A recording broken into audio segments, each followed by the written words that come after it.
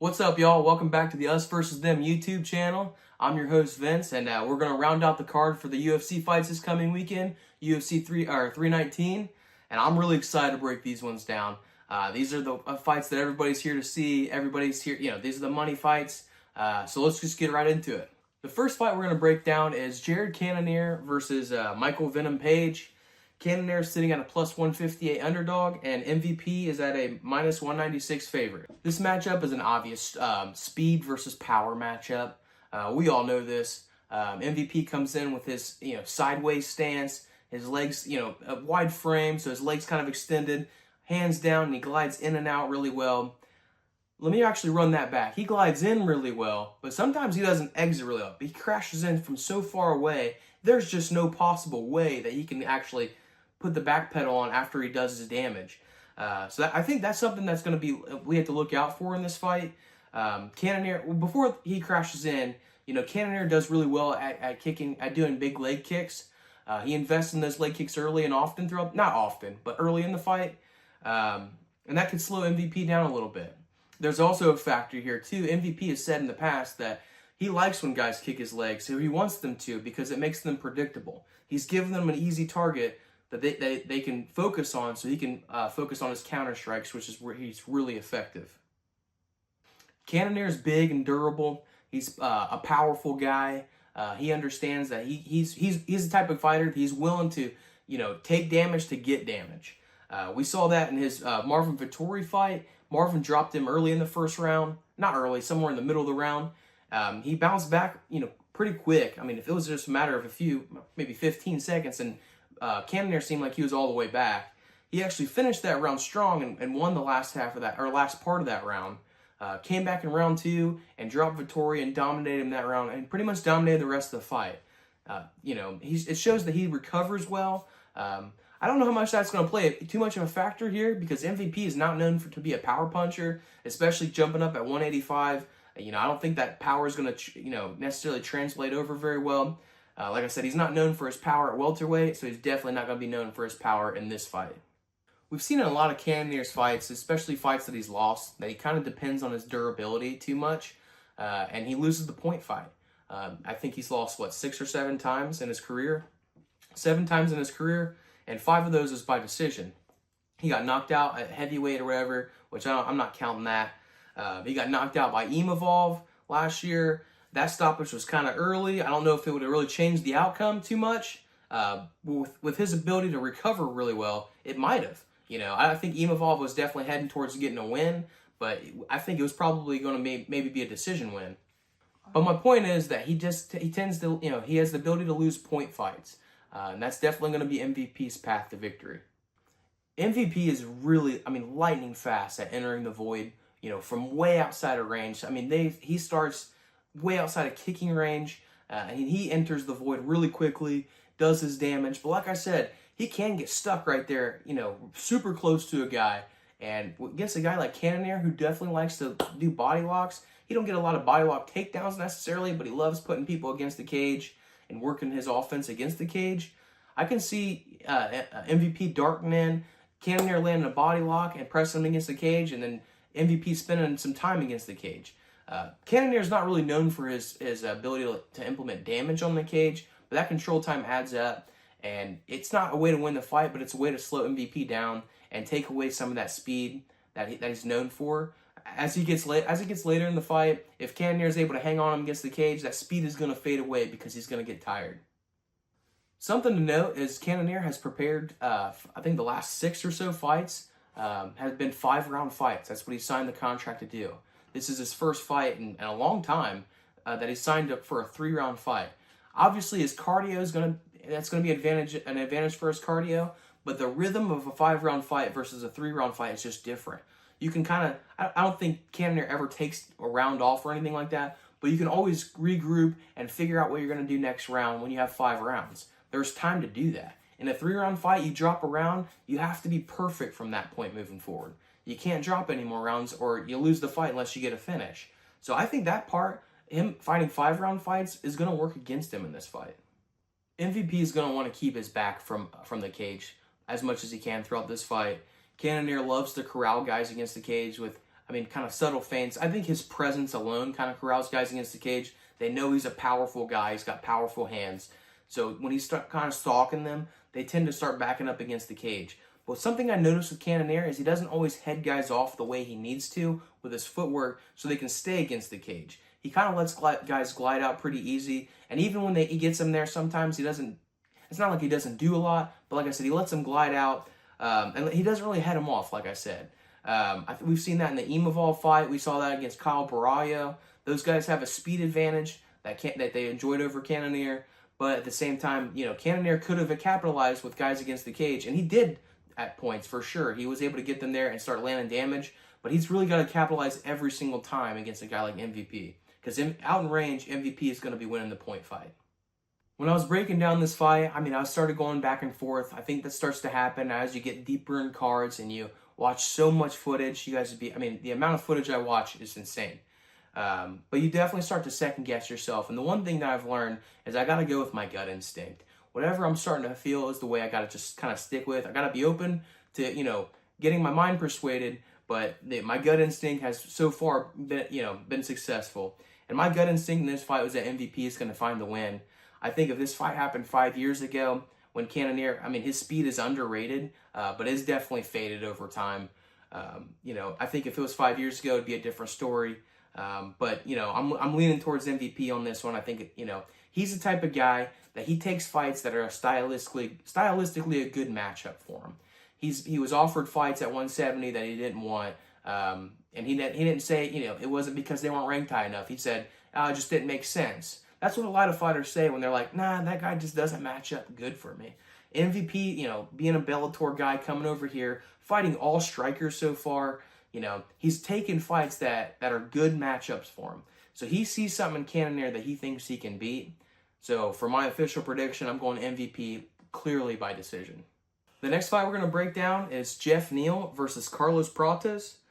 Jeff Neal is sitting at a plus 198 dog, and Carlos Prates is at a minus 250 favorite. We all know who Jeff Neal is as a fighter. He's traditionally a boxer.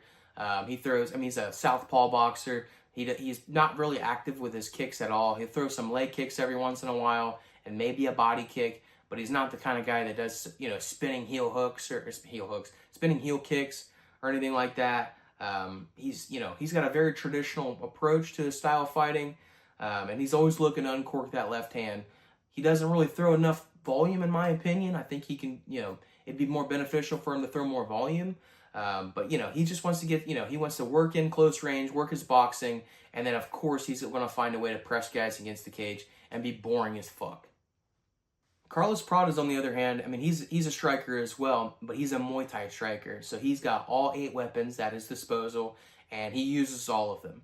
If you go to his Tapology page and see all the ways he's got knockouts, he's knocked out guys with power jabs. He's knocked out guys with, knees. He's knocked out guys with elbows, feet, everything. He's done it all. There is no pattern when you look at his knockouts on paper. He just has a good way of knocking people out. So he's obviously more of a threat on their feet. He's going to be definitely more of a threat open in space. He's not going to want to get too close in range or in boxing range with Neal. But I think even if it still gets there, he's going to handle himself well because he's got predominantly one hand to worry about, whereas Neal will have every single weapon from Prates that he's got to worry about. There is a question mark around Carlos Prates' grappling. It hasn't really been checked much in the UFC. He has been taken down, and I know he's been taken down in the regional scene too, and controlled there sometimes. I really don't think Jeff Neal has the skill set to get takedowns against Carlos Prates. I think Prates does have, not good, but he's got sufficient takedown defense against a guy like Jeff Neal. Jeff Neal is not a guy who shoots. He just doesn't shoot at all. I think he's probably going to try to shoot this fight. I really do, but he doesn't shoot. I think he's, like I said, he's going to mix it in this time a little bit. But I think the reality is I don't think grappling is going to play too much of a factor here. The only path to victory that Jeff Neal really has is just pressing him against the cage and winning based on control time. Like I said, he doesn't seem like he has the capacity to press a guy against the cage and also find a punch that lands damage or find knees up the middle that do damage. I really hope that the ref in this fight is going to be active in the sense that he's not gonna let Jeff Neal press the guy against the cage for a minute and a half or 2 minutes in a round, because that shit is fucking boring and nobody's winning. You know, it's not like Jeff Neal's winning the fight because he's not doing anything with it. He's just stopping the other guy from whooping his ass. And I think that's exactly what's going to happen here. I think Carlos Prates is going to win this fight. I think, you know, if Carlos Prates was an orthodox striker, I would be leaning towards Jeff Neal. I really would. But both these guys are southpaw. And when two southpaws fight each other, it's really going to, I think the winner almost every single time is who is the most technical striker, who has the most weapons at their disposal.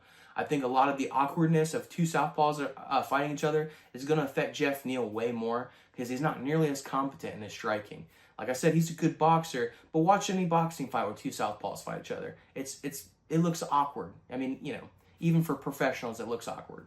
So, you know, that's going to be something both guys are going to have to work through, but I think that's something that Carlos Prates is going to be able to work through a lot easier. I know Jeff Neal's a really durable dude. He's only been KO'd one time, but, you know, when Carlos Prates fought Leach, Neal, or whatever the fuck, he had never been KO'd before, and he got the KO in round 2. So I think he was the first. I mean, he was the first guy to get a KO over the Leach, and he's going to be the second guy to get a KO over Jeff Neal. So I'm going Carlos Prates by KO. Might be a body shot. Now we're at the co-main event. Lerone Murphy versus Aaron Pico. Lerone Murphy sitting on a plus 134 underdog, and Aaron Pico's at a minus 164 favorite. I just don't know what Vegas knows. I don't get it. We'll get into that in a second. Let's break this fight down. Both these guys have a similar style in the sense that they both like to strike. They're predominantly strikers, but they mix in their grappling really well. I think both of them are pretty efficient at mixing in takedowns, timing them really well. And, you know, but I think they do that just to set up damage either with ground and pound, or if they can't hold a guy down, they let him back up and they find more damage on their feet. If a guy's thinking about a takedown, they're not willing to open up fully in the striking, and I think both these guys use that to their advantage. Lerone Murphy uses some pretty solid leg kicks. He does that early on in fights because he wants to slow guys down a little bit. If he can make a guy as stationary as possible, it lets Lerone work to a point in a fight where he really starts to style on guys. If a guy's just sitting there being a sitting duck, he comes in and out, finds his 1 or 2 shots and leaves, but he comes right back too. So, I mean, he's really good with that, just peppering in those shots and starting to wear on guys, and he starts that with his leg kicks. Pico has really good boxing, but, I mean, it's been really good on the Bellator scene. So I can't tell you exactly how good it is when it comes to a guy like Lerone Murphy, who's beaten some pretty tough dudes, Dan Ige, Josh Emmett. But when it comes to Pico's boxing, I think the one thing he does really well is he goes downstairs to the body and then mixes in headshots really quickly. He has nice combos where he digs to the body, comes right to the head. And, you know, when you get a guy going up and down, keeping them guessing, it opens up a lot of shots, and he picks those shots really well. I watched Pico's most recent fight. He fought a dude who was like 38 years old, took the fight on short notice. It was somebody that Pico had lost to earlier in his career, so he's able to get that win back, which, on a personal level, I'm sure that felt great. But the guy didn't look like he really belonged there, in a fight with Pico or a lot of guys in general. You can tell that his prime had passed at this point. Pico was able to mix in takedowns really well against the guy, but the one thing he wasn't able to do was keep him down. We've seen Lerone Murphy get taken down before, but he does a really good job of working back to his feet, whether that's getting his back against the cage and working up, or looking for a sweep to create a scramble to come up, whatever it takes. I mean, the guy just comes up. If you look at the Dan Ige fight, that fight was super close, clearly 1-1 going into round 3. They was exchanging, and then, Dan Ige gets a takedown, and everybody's thinking, well, that's a fucking wrap, If he just finds a couple punches here, this fight's over. And that just wasn't able to happen. Lerone was able to create a sweep, get back to his feet, throw a combination at the last 15 seconds to just steal the round and steal the fight. He's a super crafty fighter, and he just hasn't figured out how to lose yet. I think the winner of this fight is going to be the guy who's able to fight on their front foot the most. If you're able to keep the other guy moving backwards, that's the person that's going to win. I don't think either guy is like super high level at counter striking, but I do think that Lerone Murphy is a better counter striker than Aaron Pico. Aaron Pico, he just does not fight really well on the back foot. He's not used to it. He's used to fighting Bellator guys dominating him and getting him out of there sometimes pretty quick. So he's just not used to going backwards. I think early in this fight, we're going to see Aaron Pico, muscle memory kicking in and him going forwards. And I think muscle memory will kick in for Lerone Murphy and just say, well, when a guy's coming forwards, they're dangerous because I fight in the highest level promotion. I'm going backwards. So I can see Aaron Pico getting the first round. But I do see Lerone Murphy start to make adjustments going into the second round. He's going to start going forward. He's going to realize this is my path to victory, and he's going to start marching forward. He's going to steal that second round, and then we're going to go into round 3, and I think round 3 is going to belong to the guy who's been here the most. And Lerone Murphy has been here the most. He's a decision merchant, which kind of sucks. We want to see guys finish guys, but at the end of the day, winning is winning, and Lerone Murphy just knows how to win. He's gutted out in round 3 time and time again. He's fought way more dangerous guys than Aaron Pico has ever fought, including the guys he's lost to. So, I'm leaning towards Lerone Murphy. I think he's going to win a 29-28 decision. He's going to drop the first round, and he's going to get rounds 2 and 3. And I can say that pretty confidently. All right, this is why we're all here. The main event, Dricus du Plessis versus Khamzat Chimaev. Dricus du Plessis is sitting on a plus 196 underdog, and Chimaev is at a minus 260 favorite. The line is shifting a lot towards Chimaev. Listen, I'm not going to spend a lot of time breaking down how these guys fight. I mean, if you're watching me on my channel, a tiny, obscure MMA betting channel, you know who these fucking guys are, right? We know who Chimaev is. We know he's got a super aggressive wrestling style approach. He's looking to get takedowns early in the fight, wear on guys, and try to get them out of there early. If he can't, he hopes to just get a big enough lead to where he can kind of coast that and win a decision. That's the type of fighter Chimaev is. DDP, on the other hand, he's more of a grimy fighter. I mean, he likes to get in closer range, just make it as dirty as possible, because he's really unorthodox. He has a very awkward, almost clumsy approach about him. No matter what you say about it, though, like, we all know how effective it is. He's champion of the fucking world, right? And he's defended his belt. He's a good fighter. So, I mean, we know who these guys are. There isn't really much to break down in that sense. The biggest thing is it's going to be a fun fight, but it is really challenging to predict. One thing I think that's worth noting is DDP's stance when he's fighting. He doesn't stand, he fights relatively short for his frame. A lot of people don't realize that DDP is like 6'1". He's only like an inch shorter than Chimaev, but Chimaev tends to stand up pretty tall, whereas DDP is a little bit lower to the ground. Obviously, that's not always the best when it comes to like a high-level striker. If you're punching down versus punching straight or punching up, punching down is just easier to do. But the thing is, with Chimaev, he's not exactly known for his striking skills. He's known for his wrestling. I do see that Chimaev is going to work to get a takedown early in this fight. I don't think that there's any MMA fighter in the world at 185, 205, 170, most of those weight classes, I don't think there's a lot of guys that don't get taken down by Chimaev in round 1. He's super dangerous with it. But that low stance for DDP is going to start to work in his benefit when we get to rounds 2, 3, and 4, when Chimaev starts getting tired and those shots will start to get more labored. Something we all know about Chimaev already is the fact that he tends to start to slow down as the fight goes on. When you come out and try to dominate somebody so aggressively that like Chimaev does early in the fight, it's a risky style of fighting. I think not a lot of people really acknowledge that. Chimaev, I don't think he necessarily has a cardio issue. I think he has a pace issue. He comes out way, way too aggressive, maybe. It's not too aggressive if you win the fucking fight. Then you look like a hero, right? But if it doesn't work out, he starts to fade because he expends so much energy in round 1. And I think that's going to be the thing that it's something he just can't turn off. He's so aggressive in his style. That's just his mentality. That's just how he's always going to do it. But it is very risky because if he ain't able to get DDP out there in round 1, it's going to turn into a dogfight. I'm not saying DDP can't be bullied. I'm saying DDP can't be bullied for 25 minutes. That's just not how it's going to happen. There is obviously a world where Chimaev goes in there and takes him down, works some ground and pound, and squeezes his face off like he did against Robert Whittaker. That can obviously happen. He's that good. But if he doesn't do that, the longer this fight goes, the more it's going to start entering DDP's world. He's been in 5 rounds before. He's done it a couple times. Chimaev has only been 3 rounds, and it doesn't look great in round 3. Against Gilbert Burns, we all remember how that fight went. round 3, when it got to that point, there was a point where he almost got finished in round 3. It was that close. He started, fading as the fight went on, and, the more that happened, the longer the fight goes, the more it's going to favor DDP.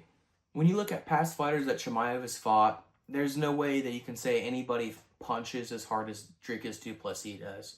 Obviously, probably you can make a case for Robert Whittaker, but that fight didn't go long enough for us to really figure it out. I think at that point, Robert Whittaker was already kind of on the downward side of his career, and that's when Chimaev caught him, and he was able to look really good in that fight.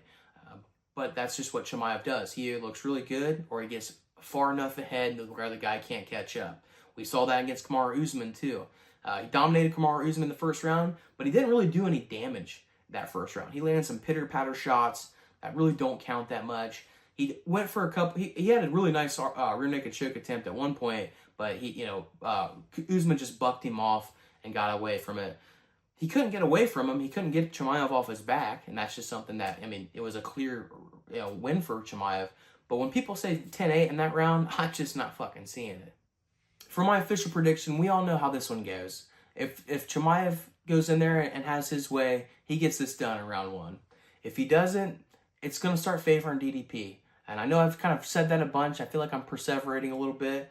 But, it really is that simple. And I think anybody watching this fucking channel knows this. I do think that DDP is going to be able to withstand the storm in round 1. I think there's going to be another storm coming in round 2, but it's not going to be nearly as dangerous as it was in round 1. It'll still be dangerous, don't get me wrong. It'll still be dangerous. But go through his tapology and show me when Chimaev finished somebody in round 2. Go ahead, do it. He doesn't do it. He doesn't finish guys in round 2. He got one finish in round 2 against John Phillips that he demolished him the first round. Probably should have finished him that round, but, the ref could have stopped at any point. He's got one finish in the second round. That's it. Everybody else gets finished in the first round. If that doesn't happen, it goes to decision. So if DDP, who is the best fighter that he has fought at this point, he's the most dangerous fighter he's fought at this point. He's the strongest fighter. He has bigger power in his hands. All those things work in DDP's favor versus any other opponent that Chimaev has faced. If other guys can survive round 1, DDP can too. So I'm telling you guys right now, DDP is getting this one done. It's going to happen. He's going to win this fight, and this is a great opportunity for us to win some money because he is a relatively big underdog in this fight. For my official prediction, I've been going back and forth on that one. I've been thinking about maybe him getting a submission. He has a really slick Darce choke that he slides in there. But the more I thought about that, the more I'm thinking, it doesn't matter how tired Chimaev is. He'll give up. He'll go to his back if he sees a Darce choke coming. I don't think that one's going to happen. I think the ground and pound option prop is really live. So I've been going back and forth on how exactly DDP is going to get it done. But I eventually did land on my decision. And my decision is DDP is going to get this one done, and he's going to get it done by decision. Actually, I changed my mind already. The more I don't know. I'm back and forth on this one. I am very confident that DDP is going to win. But I don't know. When I think about the power, I think DDP's power is going to last. So, I think he's going to end up getting a TKO. I think he's going to find a ground and pound in rounds 4 or 5 and getting it done that way. So, let's lock that one in. My official prediction, DDP by TKO. All right, guys, that's all I got for you today. We've broken down the entire card. It's been a lot of research, I'll tell you that. But like I said, I'll do it for you guys any day of the week, all day, every week, basically, because I want to give you the best picks that I can. I think these are the best picks that are on YouTube, and I really feel like I'm really honing in on this. If you look at past videos, some of them, past weeks, some of them I didn't do very good on. But every single week I've gotten better. Every single week I've gotten incrementally better. So if I make that same jump again, we're hitting. We're going to make some, I think we have a good options for good profit here. I think there's a lot of underdogs that stand a good chance to win. So make sure you stop by tomorrow. I'm going to give you my official parlays. I'm probably going to have 3 for you. I know I guarantee you 2, but there's just too many paths to victory for money this week. So I think I can say pretty confidently I'm going to give you 3 parlays. But that's all I got for you guys today. Drop a comment if you disagree with any of my shit. I know, all you Chimaev fans are probably going to disagree with what I said, but fuck it and fuck you. And I'm out of here.